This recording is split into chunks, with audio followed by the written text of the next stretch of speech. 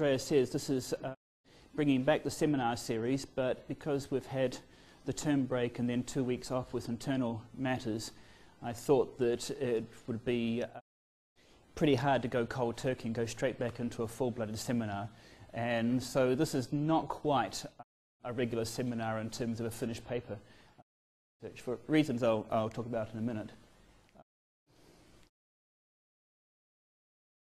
So the background for this was, well, first of all, as most of you will know, that the Commerce Commission in New Zealand, our competition watchdog, hired Stanford Professor Frank Wolak to investigate possible anti-competitive behaviour in the wholesale electricity market. And that report was released in May with the headline figure of $4.3 billion of overcharging over a 7-year period in New Zealand.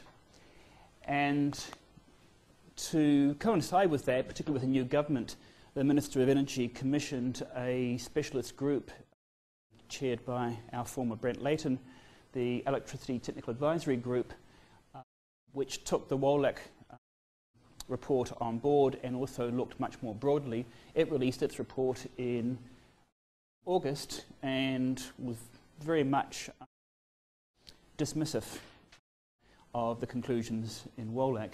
In between those two events, Glenn's former outfit, the Institute for Study of Competition and Regulations in Wellington, thought that they really ought to have a presence in the Wolak discussion. A lot of people were talking about it, and they wanted to put on some kind of discussion of the report. But all their usual suspects who are specialists in the electricity market were either on their way out of the country, like Richard Mead, or were implicated in the industry in some way or other and therefore muzzled. And so on the principle that if you have enough injuries and enough people go overseas, even Stephen Donald can get to play second five for the All Blacks, I got asked to go up to Wellington and talk about the Wolak report.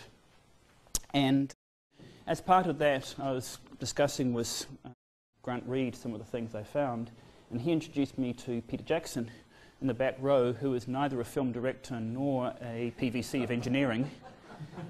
And Peter he's doing a PhD in management science in the electricity market, had been reading the Wolak report as well, and we decided that it would be a good idea to actually get a detailed critique out into the public domain. So Peter and I are going to be working on a paper going through some of the things I'll be talking about today. So I thought that a seminar might be a good way of sort of getting that activity kick-started. So today's talk I'm going to put into two pieces. First of all, the seminar part of it will, not quite a seminar, more a sort of a discussion, will be a critique of what's contained in the Wolak report. And then I'll move over to a brown bag, or in light of the cookies that Andrea so kindly presents for us, our black and white chocolate biscuit discussion, where I have some conjectures that could form the basis for some future research coming out of reading the Wolak report and the Technical Advisory Group report. And I just want to, if we've got time, talk about some of these conjectures, get some feedback, see whether or not you think I'm heading down a dead end or not for future work. Okay, so not everybody here is totally au fait on the New Zealand electricity market. So for the benefit of at least two guests, let me do a very, very, very quick and dirty primer on the New Zealand electricity market. Simplifying like crazy, but for the aspects of the market that's going to be relevant to today's discussion. Okay, so here's what I want you to think of the electricity market in New Zealand as being. First of all, we've got a national grid. Think of that as just being one long power line running the length and breadth of the country, and that's our transmission network, and it's owned by Transpower, which is a state-owned enterprise. On one side of the grid we have the generators, who sell into the grid at injection points, and on the other side the retail companies and large independent users, they purchase from the grid at exit points. Along the way, some of the electrons have a habit of going absent without leave, and that can be an issue, sort of energy loss on the transmission network. And finally, at our end, where we get to see the electricity market is when we purchase our electricity from the retail companies. So in that setup, we have two separate electricity markets. The wholesale spot market, which is where the generators compete to sell into the grid. And they do that by actually every half hour offering up supply curves. They're not quite curves, they're a staircase with 5 steps where they say I'm prepared to sell up to this amount at this price, up to that amount at that price, and so on for 5 steps. But they have to do this every half hour for 48 half hours a day, every day. And that's the electricity market on the wholesale side. And in the retail market, it's just a much more conventional price market. Retail companies compete for who we're going to buy our electricity from. Even though there's only one set of lines coming into our house, we can choose who it is who sells us the power that comes over those lines. And we're typically on a fixed price contract. Can we interrupt you anything? Of course. Okay. The posted offer institution, I mean, every 30 minutes, is it you sort of think of it as like a simultaneous thing, given us these different guys. At that point in time, they don't see the offer curves of the other guys. They see history of it. Or do they see history of these other topics? And Grant can correct me on the details here. I understand that they get to go back and forth a couple of times, iterating. And then I think within 48 times. Okay, that's a couple. Because every half hour, they are updating their bids for the next 48. And that hours actually. But what do they do? It's 11 to 36. What public information? Do they observe the aggregate, or do they observe the individuals of the community? They only observe the aggregate. And then they can get to observe the individuals after a lag. Yep. Just like we can. At least, just like we can if we can make any sense of the database that the Electricity Commission will send you. The reason I was asking is that there's a kind of famous big plot on the barge pricing and stuff like that, looking at these posted offer institutions versus private bargaining negotiations, and they definitely come to the post office at high prices. Yeah. Well, actually, there's very, very good reasons in some contexts to think that this will lead to that there's monopoly power, and I'll talk about that in a minute, and why, despite that, there might not be. Okay. And typically we have fixed price contracts. So when we buy electricity, Meridian, whoever it is selling to us, say you can have as much electricity you want at 20 cents per kilowatt hour or whatever, and then we just gaily go ahead. Most of us don't have smart meters, or if we do, they've only recently been installed, so prices change once a year at most. They don't change every half hour. Okay, now on the generation side, 4 large firms, 3 of whom are owned by the government as state-owned enterprise, dominate the generation into the grid. The same 4 firms also dominate the purchasing side on the other side of the grid.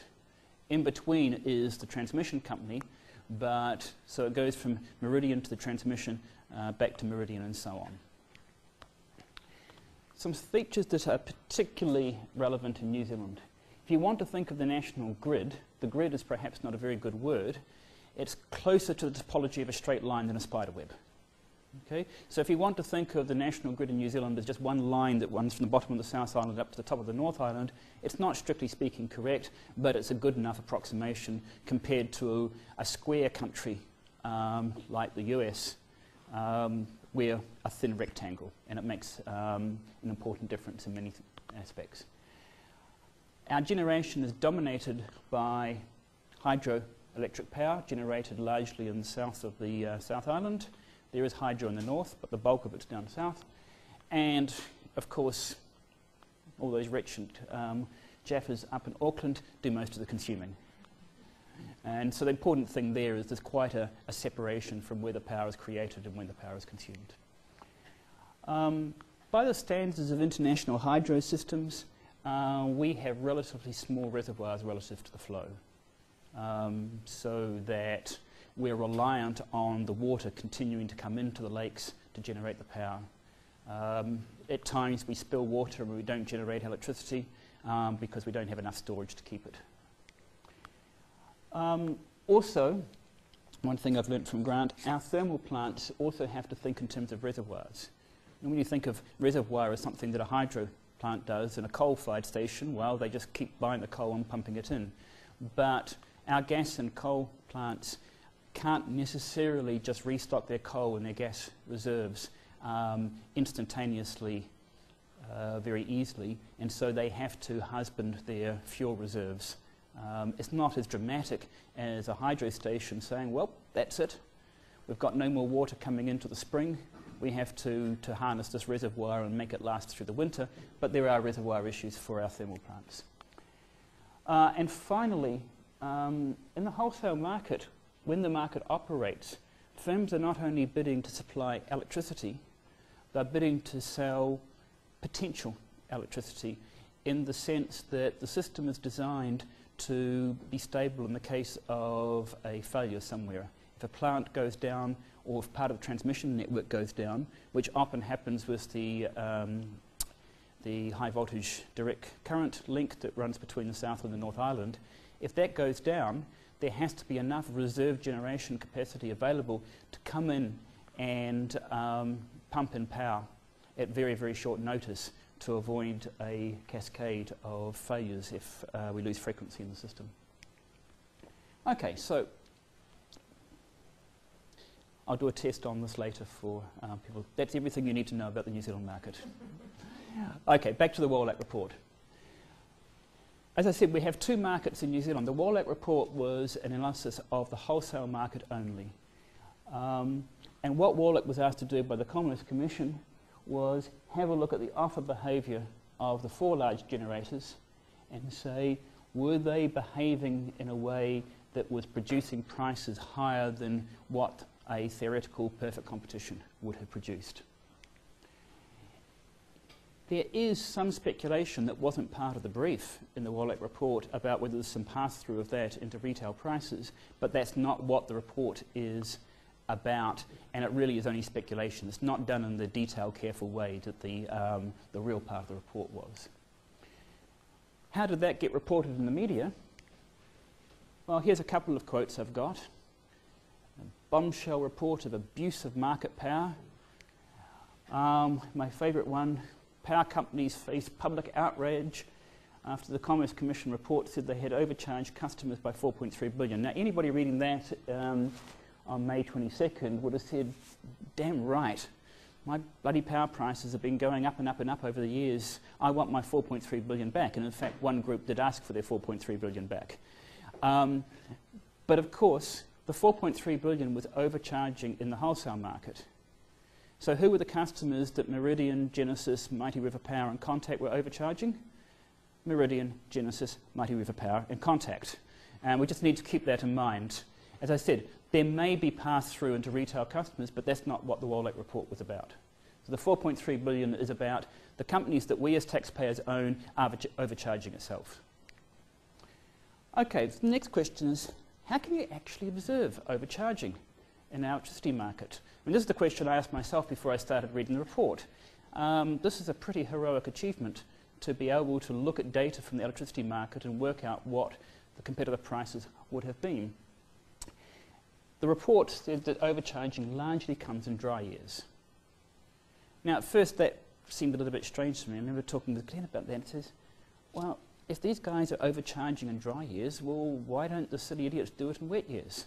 After all, monopoly power is a good thing, not just because there isn't much rain around. And so then I thought about it and said, no, that was silly. You can easily think of a model, and it makes perfect empirical sense. A model with flat marginal costs rising steeply as you get to capacity constraints. So if you imagine that this is the true marginal cost curve of the electricity industry in a wet year, and what does a dry year do? It basically just shifts that to the left by pulling out a whole bunch of the really cheap power, which is the hydro. And what you would get is if demand was floating around here, then in a wet year, the supply curve is so horizontal that if one firm says, you know what, I'm going to start manipulating this, I'm going to pull back some supply, everybody else would just jump in and fill it. If, on the other hand, same basic quantity, this is what we're dealing with, then all of a sudden you can imagine that any one firm would have a lot of market power, because if they pull themselves out, nobody else has any capacity to come in and compete with them. Okay, so it makes perfect sense to say that you could get much higher prices in a dry year than a wet year because the monopoly power is much greater. But of course, what would a competitive model say?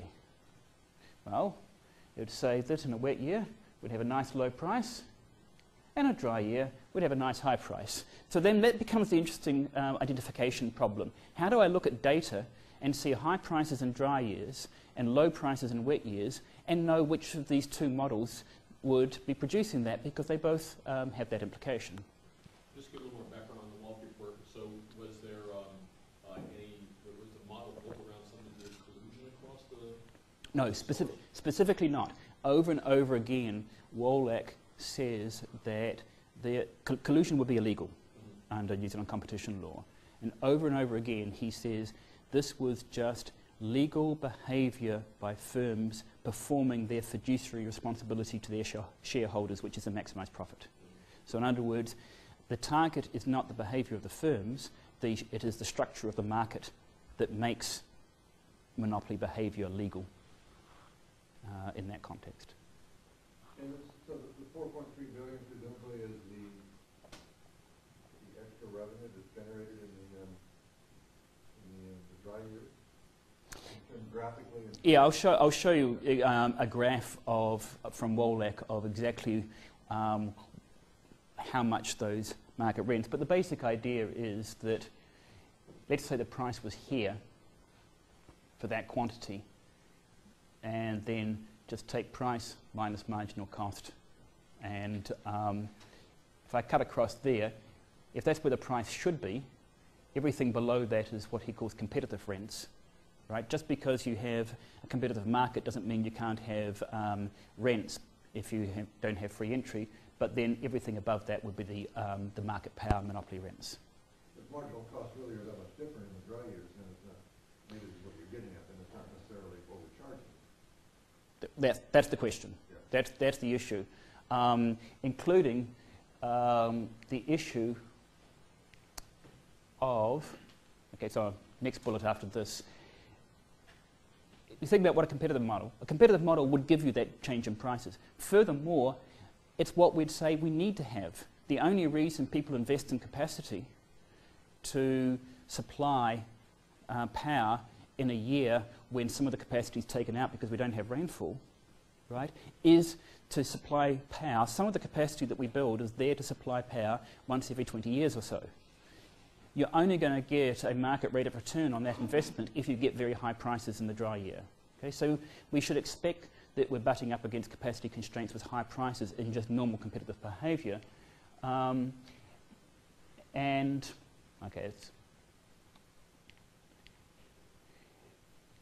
final point here is, how do we actually measure that marginal cost? Because marginal cost for a thermal plant might be simply, how much does it cost me to buy the coal that I'm going to pump in, plus a little bit of labour? For a hydro plant, marginal cost is opportunity cost.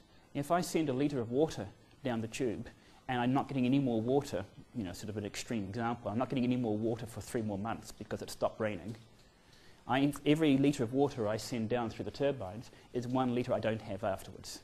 So I have to ask, what's the opportunity cost of using that now? That's the marginal cost that is that supply curve. Well, as you can imagine, measuring the opportunity cost of a reservoir of water is not going to be an easy thing to estimate empirically. Okay, so what did Wolak say? Well, first of all, anybody who's interested in finding out about the electricity market, lots of wonderful data, lots of graphs. Wolak got access to a lot of data, a lot of research assistants, and so lots of pictures and graphs of prices and loads, all kinds of things. Wonderful read.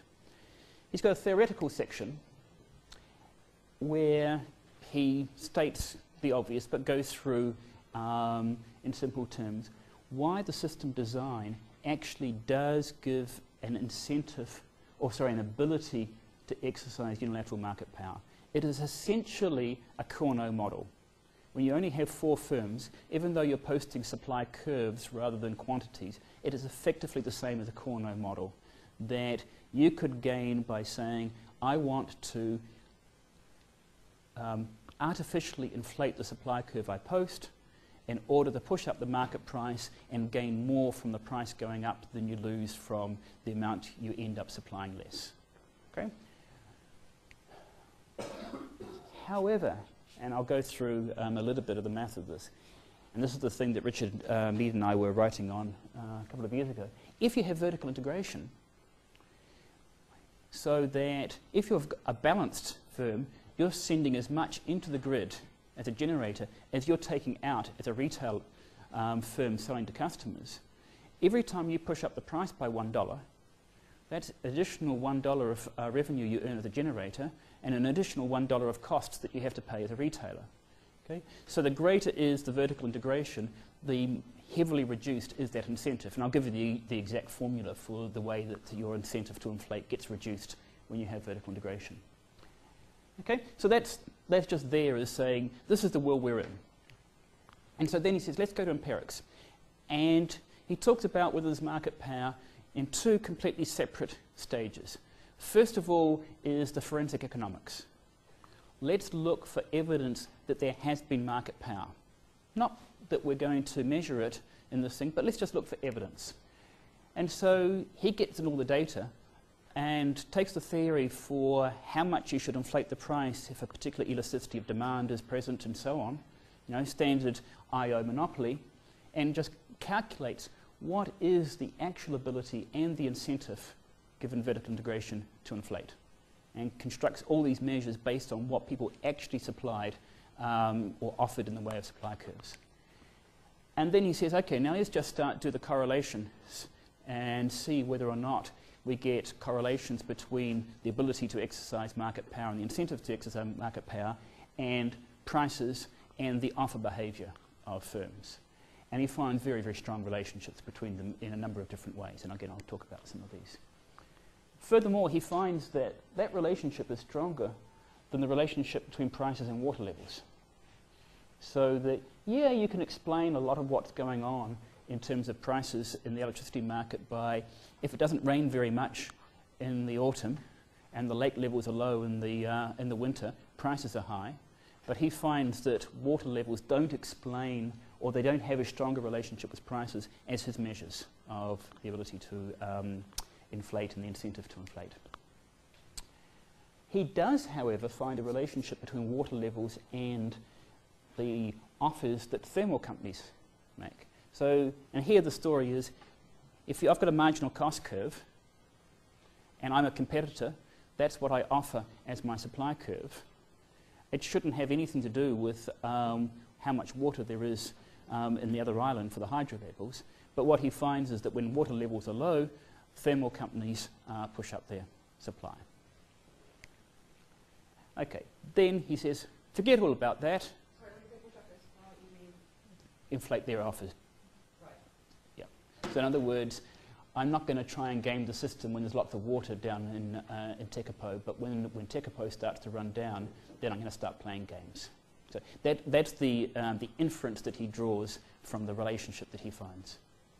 Information about the water levels in Southern Lakes is in the public domain? Oh, yeah. Yep. Oh, it's on the website. Yep. Pushing up the inverse supply. Reducing the supply. Yes, yes, so pushing up inverse supply. Yep. Sorry, apologies to any IO students who are here. Okay. The second empirical section says, okay, forget all of that. This is just a lot of suggestive evidence that there is naughty behaviour going on. Legal, but not desirable behaviour going on. Now let's do a completely separate take. Let's actually go out there and get our hands dirty and estimate what the true marginal cost curves are and look at the prices, take the difference, and we'll calculate the market rents. And it was the 4.3 billion came from that. The entire first section is just building you up, saying, I want to convince you that there's a lot of bad stuff going on, and now put that aside and come with me and we'll start to measure it by a completely different set of techniques. Okay, so first of all, let's just go through a little bit of the I/O of where the incentive to inflate comes from. And it's based on this idea of a residual demand curve. Because firms are not posting quantities, they're posting supply curves. Okay? Then you took at the point of view of one single large generator. What's their incentive? Well, if they knew exactly what the supply curves of all the other firms were and what the demand curve for the market as a whole was, and the usual Cournot-Nash equilibrium assumption is you're making the best choice given what everybody else does. So whether you know or not doesn't matter in terms of defining the Nash equilibrium.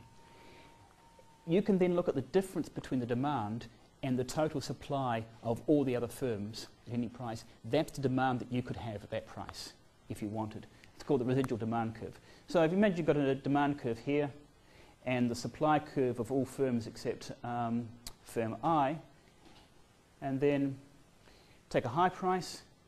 If you charge the high price, or if you generated the way to get a price that high would be to only be able to sell that difference there between demand and supply. Lower price, be able to sell more, and so on. And you can see what's going on here is when you've got highly inelastic demand, highly inelastic supply, as I've drawn at the top end here, you have highly inelastic residual demand. That blue line, turquoise line, is not getting much wider as the price comes down. But as soon as the supply comes highly elastic, then all of a sudden a small drop in price and you get a big increase. And that's the idea about how in a wet year we're probably sitting around here and you won't have the incentive to inflate, but in a dry year you would. But with that residual demand curve, which I'm just calling Q of P here, now just think of yourself as a monopolist. Forget about the fact that you're one of 4 firms. Calculate the residual demand curve and now just do monopoly pricing. The higher is the elasticity of that residual demand curve, the less will be your markup over marginal price, the usual markup rule for a monopolist. The way Wolak presents it, and this is going to be relevant to the data, so I'll do the same, is rather than talking about elasticity, this eta here is an elasticity, but it's not the normal elasticity of demand, where you have the usual markup rule. This is the semi-elasticity. So it's the elasticity in terms of percentage change in quantity, but an absolute change in price. So eta here is how many dollars could the price be pushed up by if demand were reduced by 1%? And the markup formula then is price is just marginal cost plus 100 times that elasticity. So it's an inverse elasticity, obviously. Okay, so sorry about the quality of this, but the data is not available, so I just have to scan the graphs from Wolak and then reproduce them. What you have down there in blue is that eta value that I just put up. What you have in red is the actual prices. So the blue level is the average ability to inflate by withdrawing quantity from the market, and the red is the price. And that's a fairly impressive correlation. This was the 2001 dry year. This is the 2003 dry year. That's when prices spiked up a lot. Something a little bit different was going on in 2006. The ability to mark up prices went up, but prices seem to be going up by even more. Okay? But it's the basic idea that there's a correlation between the ability to exercise market power and the prices that resulted. Okay, so I'm going to go through 8 different critiques of the Wolak empirical conclusions. The first one is he assumes completely inelastic demand. Now, the reason for this is perfectly reasonable, which is that this is a half-hour market, and prices don't have any impact on demand over the next 30 minutes. Okay? Nobody has smart meters at their home which is so calibrated that if the price goes up, they quickly cut back how much they're going to purchase. So it makes perfect sense to say over periods of half an hour, demand is completely inelastic. But is that the right elasticity to be considering if you are a generator looking to take advantage of the fact that it's a dry year? You know that the lake levels are low. you're going to exploit your monopoly power, you're going to push up that price, and you're going to keep it up as long as the lake levels are low. And over periods of 2 or 3 months, it is certainly not the case that demand is insensitive to price. And so even though in any half hour you face inelastic demand, and what happens is you face a whole series of short-run vertical demand curves that shift left over time, if you're going to push up the price now, you know that's going to have an impact on demand in the future, you have to take that into account. The best way to think of it is it's not a half-hour market, it's a 2-month market. Demand is not inelastic.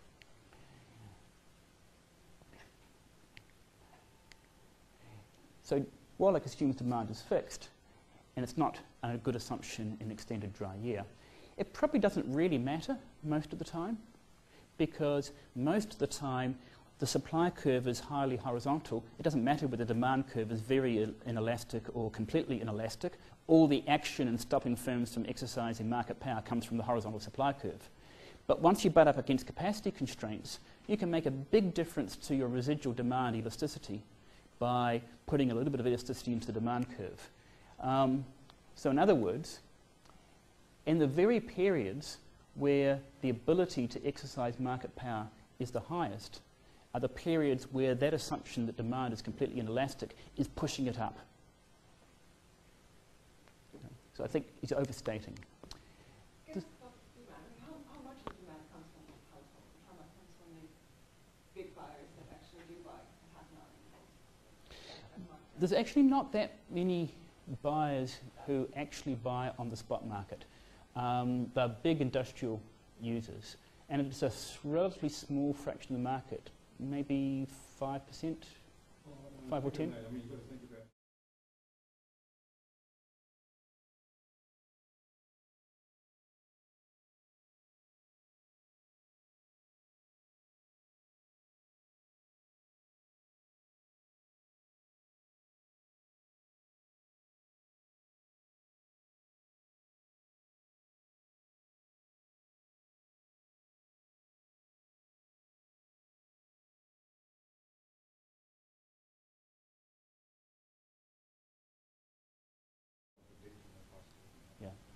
Over long periods of time, that elasticity comes in 3 ways.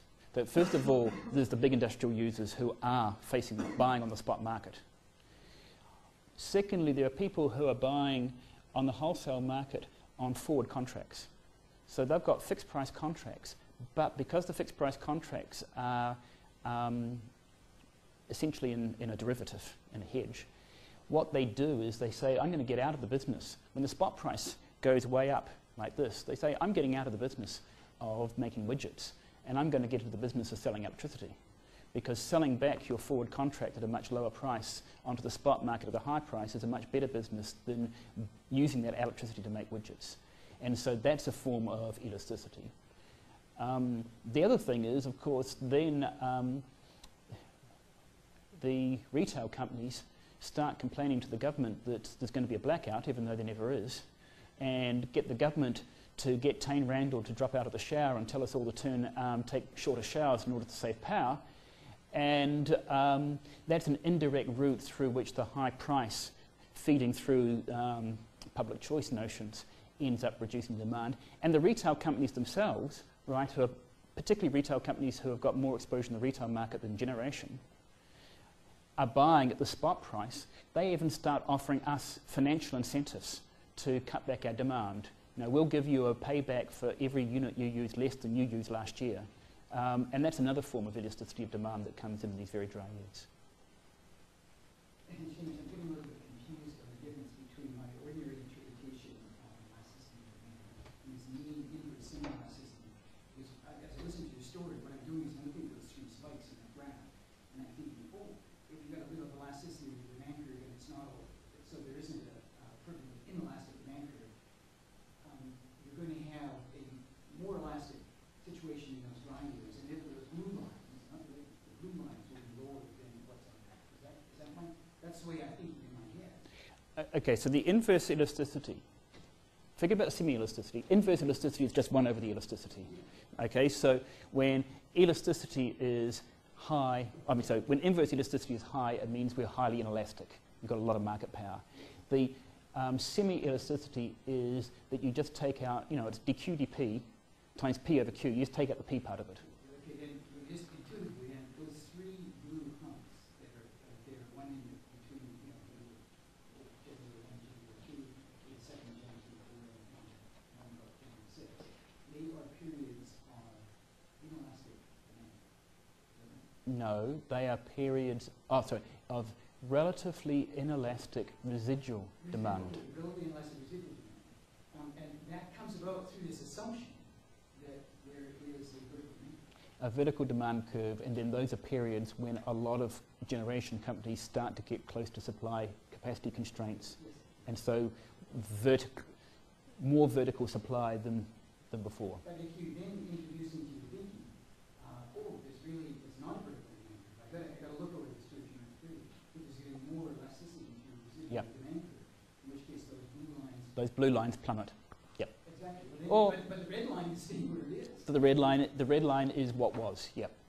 Okay. Yes. So yes, this is the critique: is the correlation is not going to be as impressive as it looks.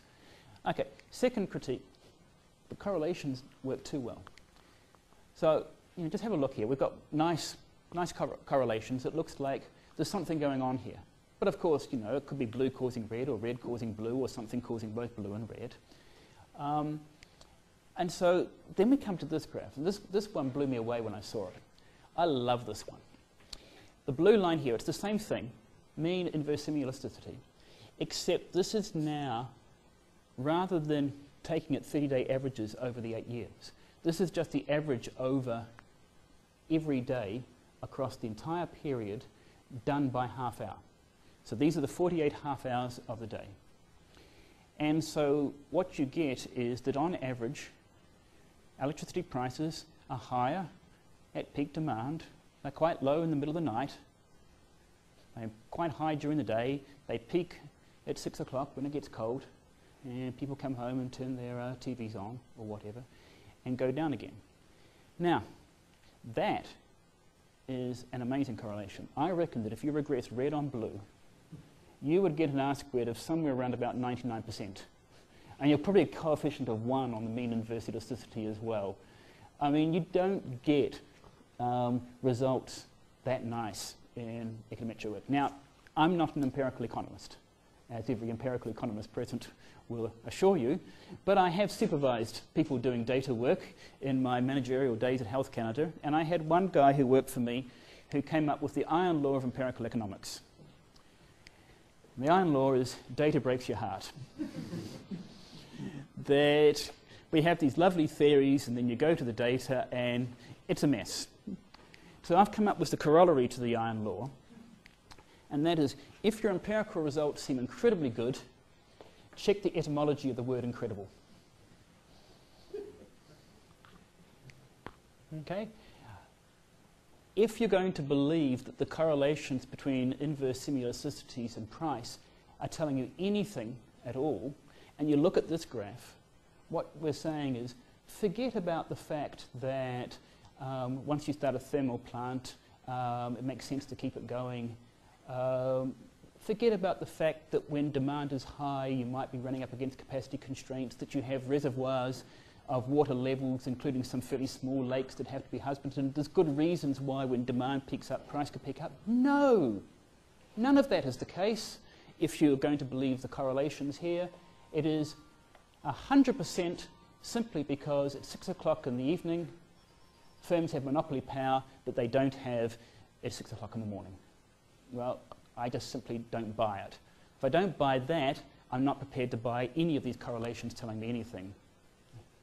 Sorry. When they talk about price here, are they talking about marginal price, not just the average price per unit sold? It's the price per megawatt hour, dollar per megawatt hour sold into the grid, averaged across. Because there's so many different injection points along the grid, it is a weighted average of all those points. But in reality, it doesn't. If you just think of the grid for now as a long line with a single injection point where all the generators are put in, and there's only a single price at that point, it wouldn't make much difference that unless something happens to the transmission network, say the HVDC between the North and South Island goes down, and you end up with very different prices in the North and South Island because they become separate markets. The prices at all the nodes follow each other so closely that the variability over time, both during the day and across seasons, is far greater than any variability between nodes.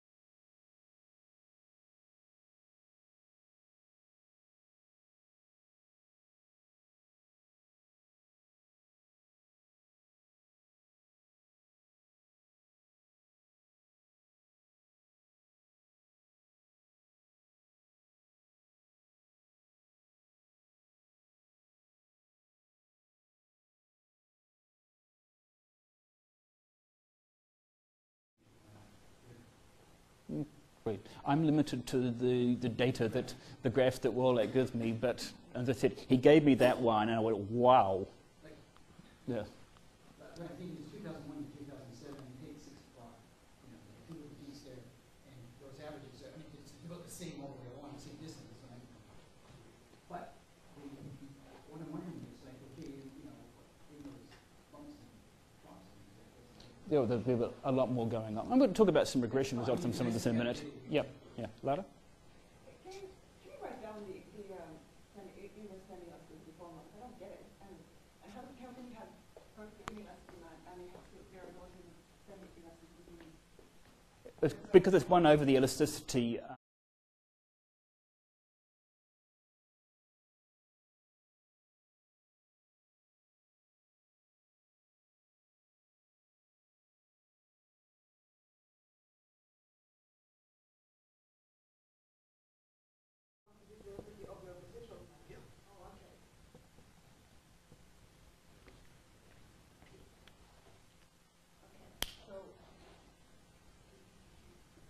Yes, because it's not dQ/dP. That's why it's inverse elasticity. So it's 1 over dQ/dP. Any fluctuations in price? If you assume that elasticity is fixed, you know, so any fluctuations in price would show up in fluctuations in that one. Like, I mean, if the actual elasticity is fixed, You mean constant elasticity? yeah. If there's constant elasticity, then any fluctuations in price should be coming purely from fluctuations in marginal cost. Because remember that plus marginal cost is equal to price, is the monopoly pricing formula. And of course, marginal cost can vary a lot depending on whether you're close to capacity or not. Right? You can have an upward sloping supply curve, so there's other reasons for price to fluctuate than just that inverse elasticity. Okay, Jim. I don't see how this is necessarily a critique of Wolak report. I mean, what you're saying is the data are too good, but unless you have, maybe this is coming back, unless you have some reason for saying that his estimates of the inverse semi-elasticity or the way in which he calculated these averages or whatever are flawed in some way, but I don't really see how this is necessarily one of the smoking gun critiques. Okay, there's a number. You could just take the theoretical point and say, look, theoretically, any undergraduate IO economist can write down what the profit maximizing condition is and find the Nash equilibrium, and with these inverse elasticities that I've calculated, there is an incentive to inflate and inflate a lot, and not look at the data and say, therefore there's market power, okay? Which I'd have no problem with, although I will come to talk about whether I think they're measured correctly in a second. I've already said one thing about why I don't think they're measured correctly, because I don't think the elasticity of demand is right, but there's another issue that I'll come to. But Wolak's going further and saying there's evidence that this ability to inflate has actually resulted in that behavior being followed, and it's coming from correlations. And so I'm not saying that, so all I'm saying is that, there's a number of reasons why you can get correlations, and simply putting up a correlation isn't isn't enough. But even further, some of the correlations are so not believable that there's clearly, for this graph, there's clearly something which is jointly determining those two. And if there's something jointly determining those two, I'm reluctant to believe on any of the others that there isn't something jointly determining them, and therefore to infer from the correlation.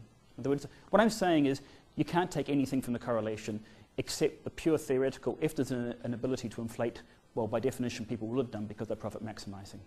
But you can get that from theory alone and the estimates of the semi-elasticities. The correlations don't add anything to that story unless you believe that the correlations are telling you about causality. Okay? Okay. Second reason why I don't believe these semi-elasticities. Okay, so this is the what I had before. If you have the simple profit maximizing model, this is a case of non-vertical integration. This is if you have generation companies who don't have any retail. And that gives you that formula. Okay, well, let's modify it. Now let's just add on the right. That's your retail load. Q is your residual demand. QR is how much you're going to be supplying in the retail market because you're a vertically integrated company. And your profit there is going to be your retail price minus the same P that you're trying to affect. And now you can see why you've mitigated the incentive to inflate. Yes, you can push up the price here and increase your revenue, but at the same time you're increasing your costs. And it turns out that the exact way in which this mitigates your incentive to inflate is that this formula here of the difference between your retail and your generation load as a fraction of your generation load tells you how much you have to depreciate that monopoly power 100 litre. And pretty much the New Zealand market is very, very, very heavily vertically integrated. This number here is sometimes negative, particularly for hydro companies in dry years. And Wolak presents some graphs, I haven't put them up here, where the average incentive to inflate this is still at times a nice, healthy, positive number. And given the extent of vertical integration of New Zealand, we're reluctant to believe that. Now, this is a model where the injection point and the exit point is the same.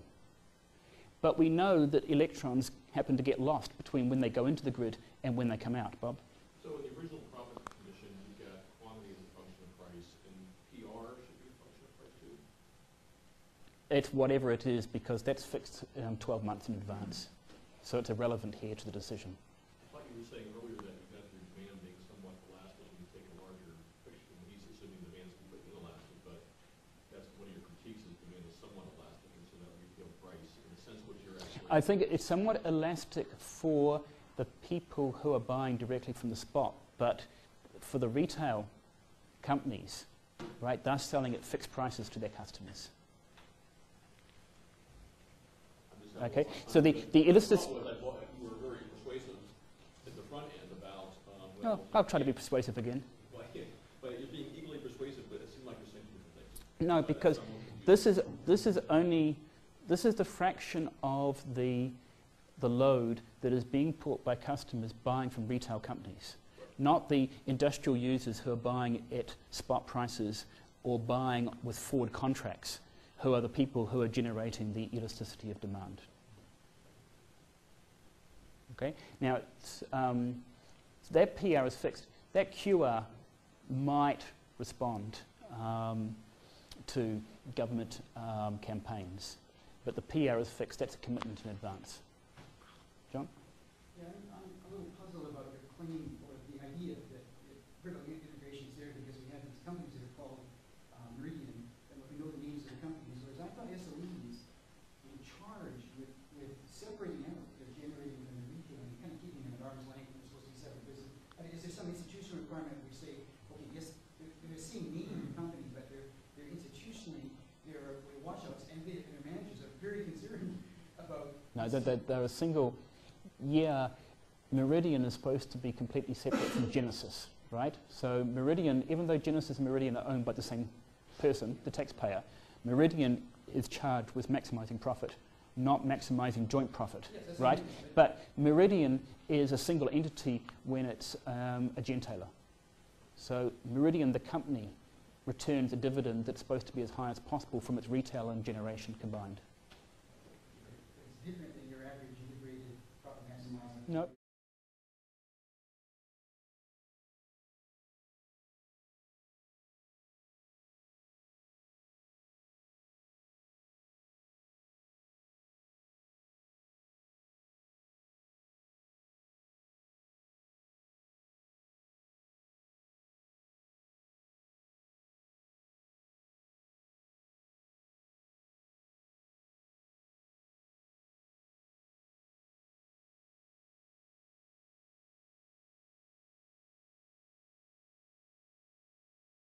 Yep. So anyway, Grant mentioned transmission loss. Okay, so if we look at this price here, which is the price that Meridian is paying when it buys electricity at exit points, and this price, which is the price that it's selling at injection points, they're not going to be the same. Well, partly because there's a markup that just pays for the cost of running Transpower, but more to the point, they're not going to be the same because of transmission loss. So if you're just looking at market shares, on average, market shares are going to be lower, well, not market shares, if loads in the retail industry are going to be lower than supply simply because the difference is what got lost in energy loss. So you have to adjust this and take that price and divide it by 1 minus the transmission loss. Now the transmission loss is going to be at its highest when the system is most constrained, the transmission system. And that's also typically going to be the times when the supposed market power is the highest. What that does is it says we have to scale up what the retail load is for each of the 4 gentailers before comparing it to what their manufacturing sales are, their generation sales are, before we can decide whether or not they're in vertical integration balance or not. Failure to do that, particularly failure to do that at the time when the transmission losses are likely to be at their highest, is going to heavily bias up the estimates of the incentive to inflate. Just to clarify on transmission loss, are you saying that the transmission losses are highest in dry years? No, not in dry years. The transmission loss is higher the more kilowatt hours are being fed through the system at any point in time. Okay, so it's true that when you get problems because things are dry, that's not going to mean the transmission loss is greater or less. But if it's peak time, the transmission loss is going to be greater. What sort of figures are the transmission losses? Can you say? That I don't know, but I'm hoping that.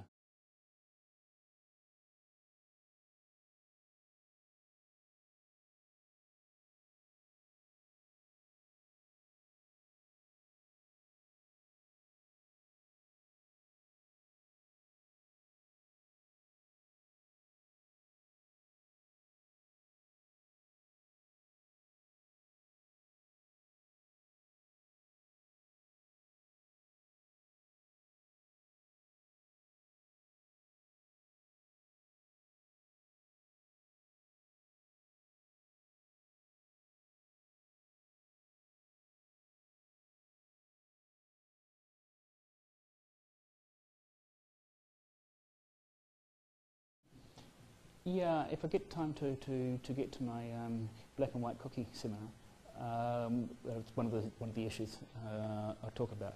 Yes and no. There's all kinds of hold-up, quite apart from the straight monopoly power, there's all kinds of hold-up issues in terms of certainty of planning. It's useful to have balance in a whole bunch of different dimensions. Maybe it's irrelevant, but I'm thinking if you, the markups will be lower when you, but there's double marginalization problem you'd have if you had completely separate wholesaler and retailer. You know, and if there was market power in both wholesale and retail, you know, the retail price would be too high. Oh yeah, the In that sense, complete vertical separation would be awful. Profit, even though your price are lower. Like, so if there's something, have you thought, I mean, is that part of that argument at all? Or? But it's, I mean, that you might get benefit, like a firm might benefit from vertical integrating, despite the fact that at least the wholesale price will fall as a result. well, I mean, it's going to heavily depend on how much competition there is in the retail industry, right? You wouldn't want to go into a completely zero-profit retail industry and hammer your market power. But and there's a conjecture I'll come to, though. There is something you might want to do that's even better. But I'll see if I've got time for that. Yeah, look, let's just quickly throw in this one. So here's more evidence. He says, now let's just forget about correlations. Let's do regressions. So I'm going to regress the offer price, the price that was actually offered for the amount they sold. So basically where they were on where they finished up on the supply curve every half hour. So there's data for every half hour for every firm for the entire 7 years. That's a lot of half hours. And he regresses that on this incentive to inflate. The eta C here is the incentive to inflate taken into account when you have the vertical integration. And because as you move along a supply curve, well, you'd expect as you move up a supply curve to price to go up because it's an upward sloping supply curve, he thinks by including 3,744 fixed effect dummies, one for every half hour of the day and for every month, so that there's still some degrees of freedom because there are different days in every month, that will control from it. I don't believe it for a moment, but here are the results. Let's assume that he has completely controlled for marginal cost now. Here's the coefficient that should be 100 if firms are doing what they're supposed to do. 3, 3 for Contact and Genesis, Meridian for 7, Mighty River Power, now they are naughty. They are monopoly exploiting us by about 25% of what they could be doing, whereas the rest of it, it's only 3 or 7% of what the theory says they should be doing. So what's different about Mighty River Power? Why are they the ones who are really screwing us with their monopoly power when nobody else is? Well, you read the text in the report, and Wolak says straight up and gives the data. Mighty River Power have much, much lower values of eta. They don't have as much ability or much incentive to inflate, and therefore they get a higher coefficient. Now, what that says to me is, well, everybody should be doing the same. They should all be 100, or if they're not all 100, they should all be roughly the same, since they're all generous in probably equal measures. What that says to me is that what this is picking up is that eta is highly correlated with the real things that determine price. It's highly correlated whether you have high figures or low figures, but if on average your etas are much lower than everybody else's, that's going to translate into a higher coefficient.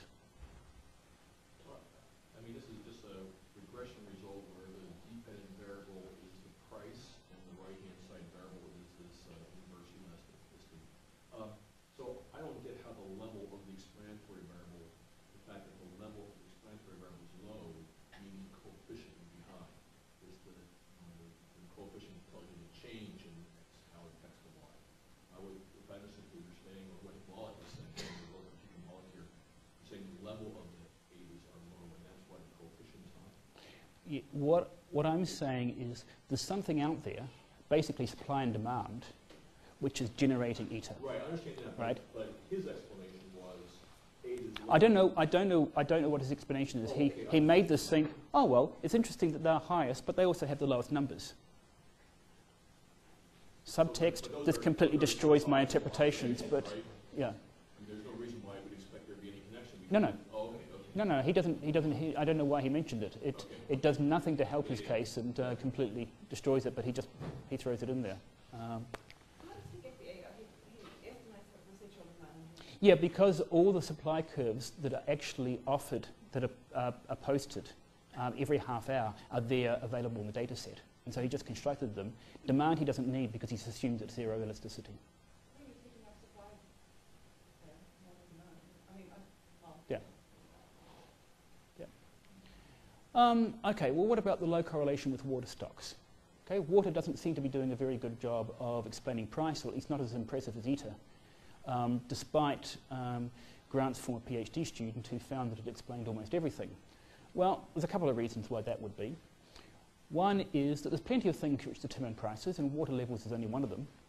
And if the eaters are basically picking up supply relative to demand, it's picking up everything that determines price, and water is only picking up the most important thing that determines price, and it's not surprising the thing that picks up everything is doing a better job of explaining it than the thing that picks up most of it. But also, believe it or not, if you have a look at, if you go to that website that Bill mentioned, Phil, for water levels, they give you exactly what the lake levels are right throughout the year, including the big years, 2001, 2003 and so on, and the average over time. Nice flow. Water levels are much lower in the winter than they are in the summer for obvious reasons. Believe it or not, Wolak doesn't control for that seasonal fluctuation. He doesn't talk about what water levels are relative to what you'd expect at that time of the year. He just says water levels in general are not well correlated with price. Okay, this is getting boring. Okay, let's chat about this one over a beer. This one gets quite detailed, but believe me, it's even more horrendous than the rest of it. But I'll leave that one alone. Let's go to the calculation of the rents. Okay, Jim, this is the diagram you wanted. Over all the months over the sample, this is the estimated, grey at the bottom, the estimated variable costs of production, short-run variable costs. The blue is the competitive rents that you just get if you have an upward sloping supply curve. Even with a competitive market, you still get producer surplus. And the reds are overcharging relative to price equals marginal cost, and the integral of all those red bars is 4.3 billion. Okay, so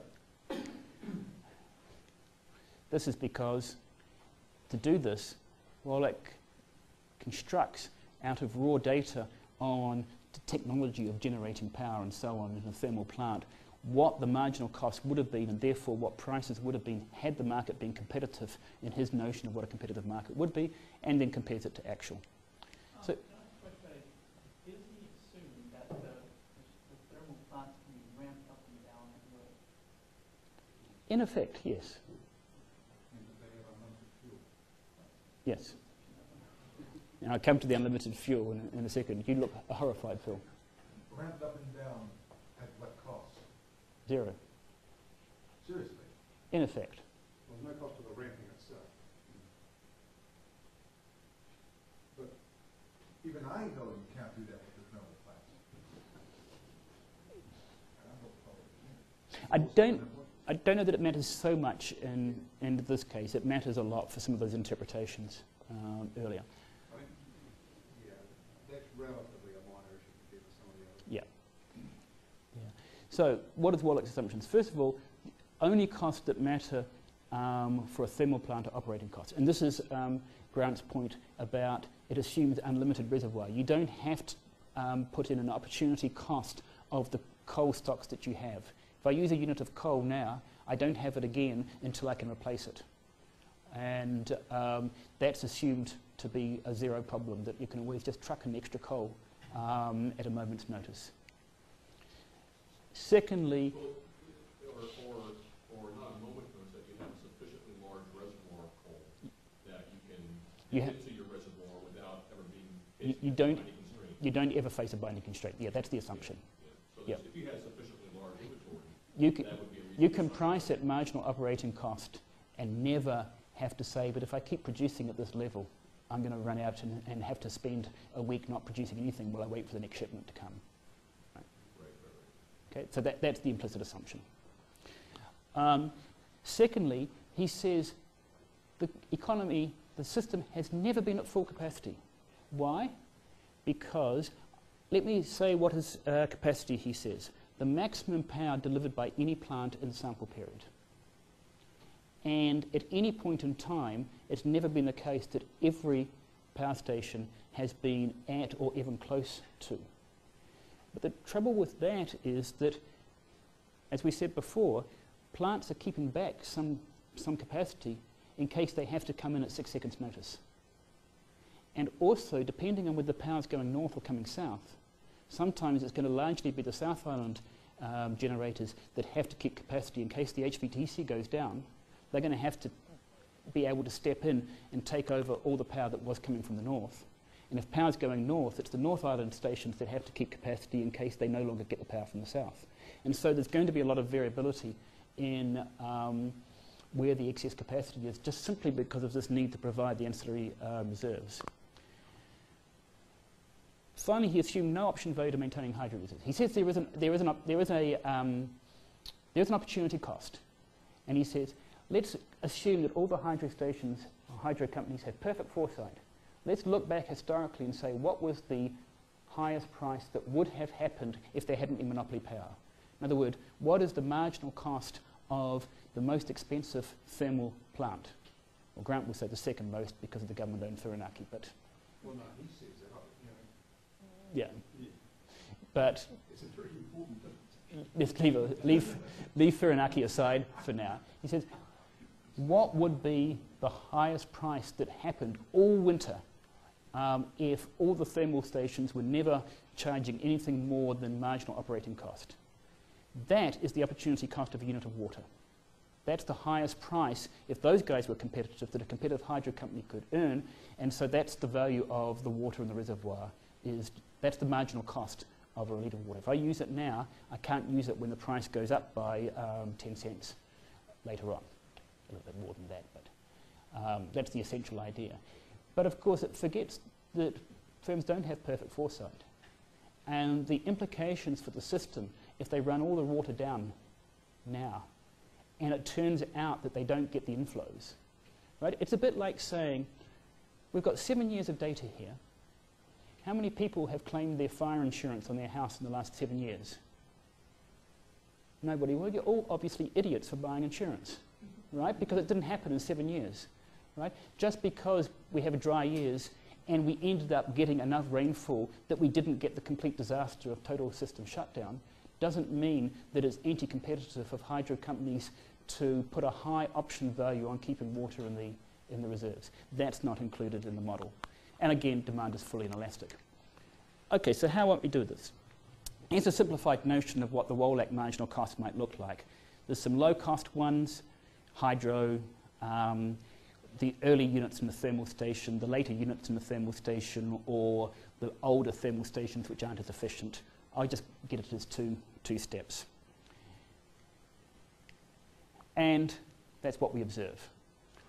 Demand way out there, nowhere near Wolak's assumed maximum capacity, which didn't take into account ancillary reserves, way above his assumed marginal operating cost. Okay? Well, so the first critique is the obvious one. No, there is a lot more going on than just the marginal operating cost at a thermal station, right? You do have to husband your reservoirs, you do have to do risk management, and so on. There's no reason to believe that the true supply curve didn't actually go through that point. Okay? Secondly, what if that's right? Let's say there is market power. If there had been elastic demand, then okay, so this is where the price would have been. They were charging up here. Yes, there's some monopoly rent. The monopoly rent is the difference between the rectangle in here and that. Okay, it's a little bit of monopoly rent, but it sure as hell isn't that area in there. Okay? The assumption that Wolak is saying is that we could have produced at this price, at that quantity, right through 2001, 2003. Okay? So between the two of those, okay, maybe there's a bit of monopoly power, maybe that supply curve isn't there, it's over here, but it sure as hell isn't here. Maybe the demand curve isn't very elastic, but it's certainly not vertical. You can heavily reduce that 4.3 billion just by a few changes of assumption that are utterly reasonable. But what's the implication? Well, Wolak is telling us that in 2001, 2003, when Tain Randall was telling us to turn our showers off, and we were getting told that we actually have to turn our computers off rather than using screensavers because that single-handedly is running down the hydro lakes, that we didn't need any of that. The prices could have been in their wet year levels, and there would have been no problem. If that's the case, and look at what we're talking about, prices went up to here, they could have stayed down there, and there would have never been a shortage. There would never have been a blackout. The government was trying to tell us to turn our switches off at prices like this. They wouldn't even have needed to at prices like that. That's what the 4.3 billion assumes. So this goes back to demand being quickly elastic? Yep. Okay. Yep. If he's right, that is a stunning, stunning indictment on the prior government's investment in capacity. We have so much capacity in this country that even in a dry year, with no need for prices to go up, we can meet everything without any kind of artificial change. Now, there is a degree to which that's true. There was stunning overcapacity once, but it certainly isn't the case anymore. John? Just a quick comment. I mean, in the government engineering literature, the rule of thumb was that the whole capacity was determined by Christmas Day demand. And so that was the extent of capacity. And so, I mean, I don't know if it's damning, it might be actually truthful. Yes, but that means that if all of capacity is, I mean, it's peak load pricing. It's peak load pricing where it's not the demand which is peaking, but the supply curve is peaking. But the mathematics is the Kuntaka is exactly the same as peak load pricing. And the point is, if you have all of capacity determined by a fixed peak, then the price in that peak has to pay all of the capacity costs. And that's going to require the price to be very, very, very high.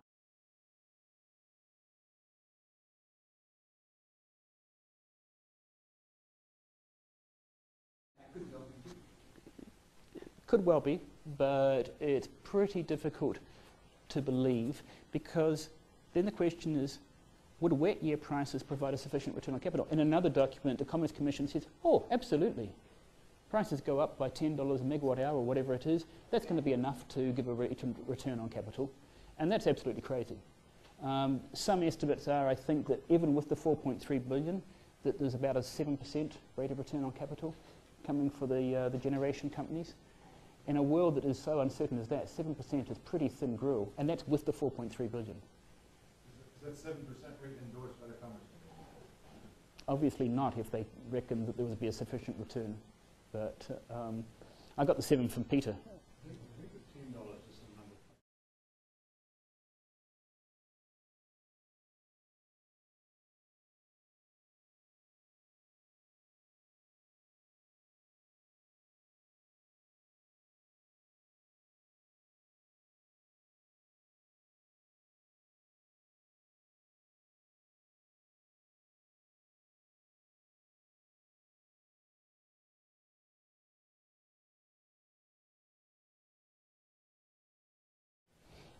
Now, to be fair, that is consistent with a prior Muldoon era decisions to say we should never have demand-side responses, that the way to run an electricity system is to build great big expensive electricity generation plants for a 1 in 100 year drought, so that we'll use it for 2 months every 100 years.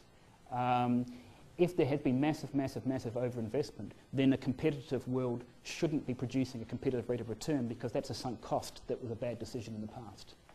But what we're finding is that demand has been ramping up and up and up over time as the economy has grown, and it's certainly not the case that we don't need new investment in capacity, and it doesn't seem that there's a big enough return on capital yet to generate that investment.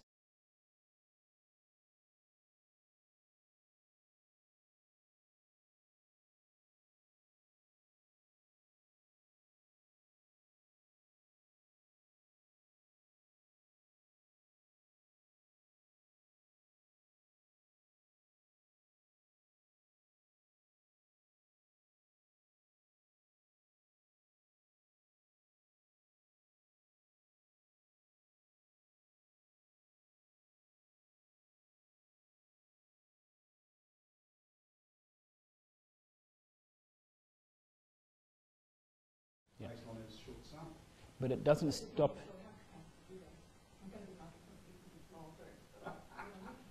No, nobody ever said that there has to be just price taking. Vertically integrated, 4 is enough. The Commerce Commission's just released another one of its input methodology papers on estimating the cost of capital it's going to allow in its price path for not generators, obviously, because they're not regulated, but the lines companies. So if you draw a line through that,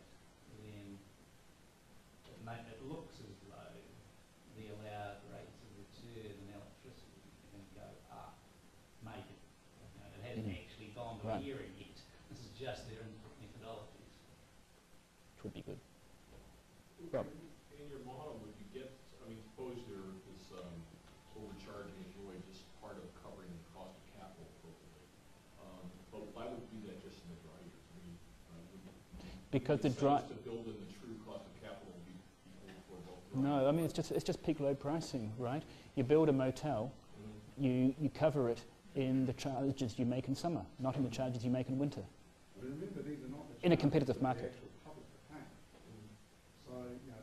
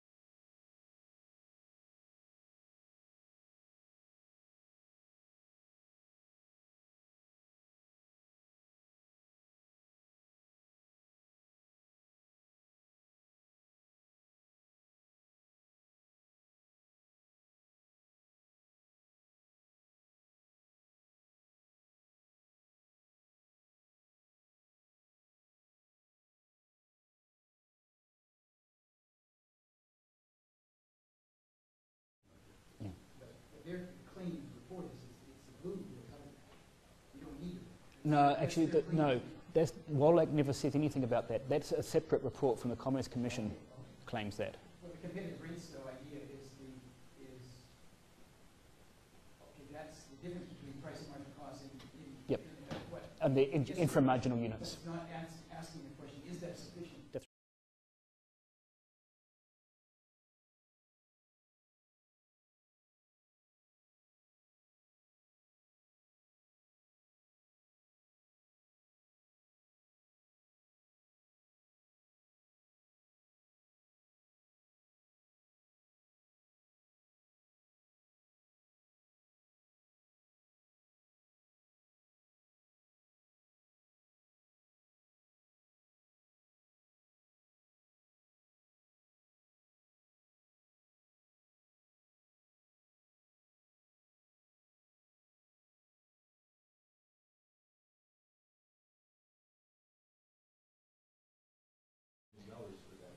Okay, so very quickly, all I summarise, is 4.3 billion a big number?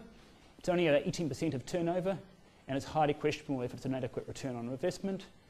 Overcharge relative to what? Marginal short-run costs, not expected return on capital. Who is being overcharged?